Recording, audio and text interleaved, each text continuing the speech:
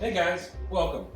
Today we want to talk about Noseeums, or, if you're from Europe, biting midges. What are Noseeums and or biting midges?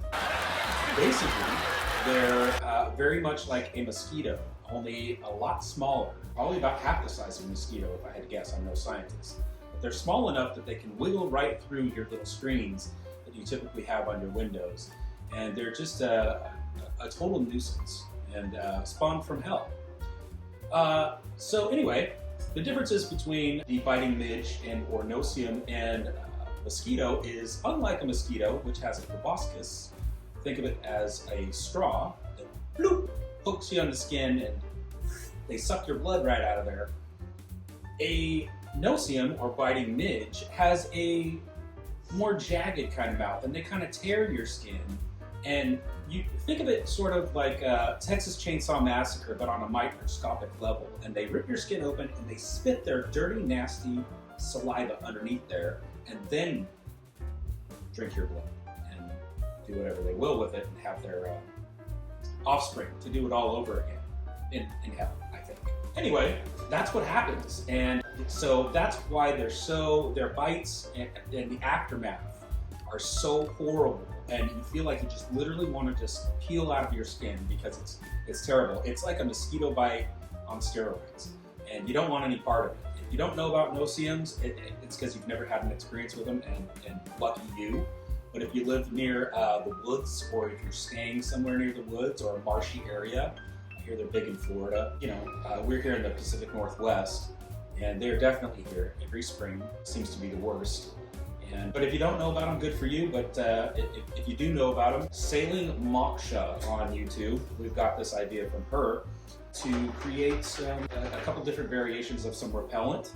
And we'll have a whole series here on not only how to make it, but how effective is it. And we'll show you some photos.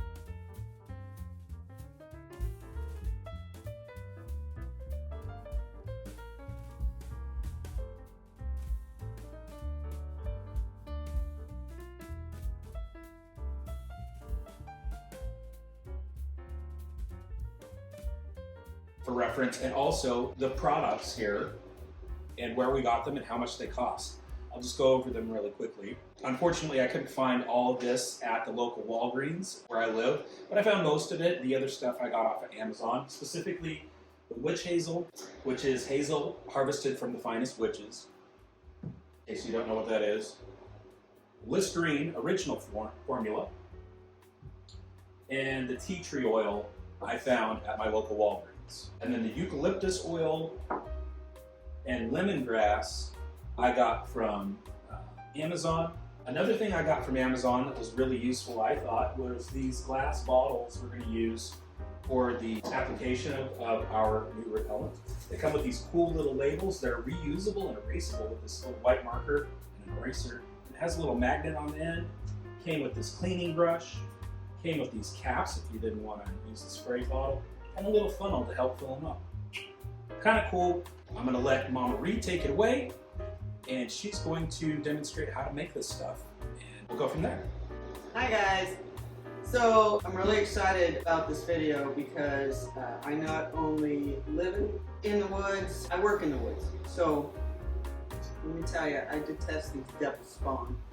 Time to be prepared. So, as Spikey said, I want to thank Sailing Moksha for doing the research and putting information out there. We felt like her research, what she put together, made sense, and so we're going to show you how to make it, we're going to test it, and then share our results with you.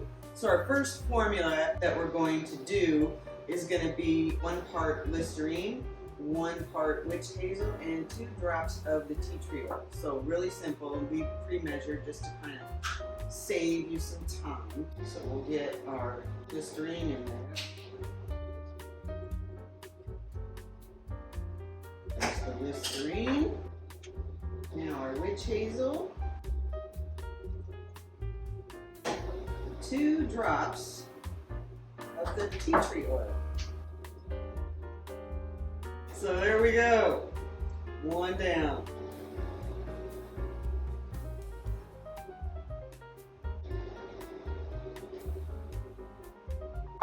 number 1. Number 2 is going to be the witch hazel, eucalyptus, and lemongrass. That's witch hazel.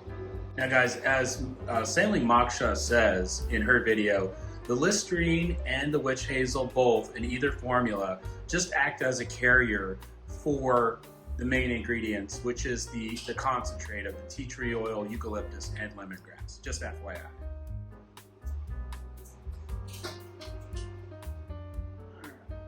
Eucalyptus.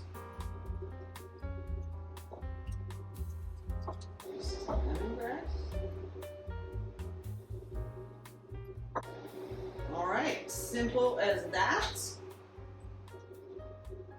So we'll, I guess depending on smell preference, that sort of thing, you can try these. I mean, basically pretty inexpensive to put together, and it'll save you some scars and a real bad time. Which one smells better, Mama Reed? The lemongrass, definitely. Definitely. We'll try them both, and then we'll keep you guys posted and see how this all goes down. What, next month you say? Yes. It's currently February, and So for about 3 months, those little boogers are everywhere and they are ravenous. So it's every man for themselves. So I really hope that this works. And then we'll also share what to do after you're bitten and, you know, what we have found on that works best for us. So we'll get you covered in all directions, hopefully. That's it for now. yep, more videos to come regarding treatment and or prevention in the way of traps, so stay tuned.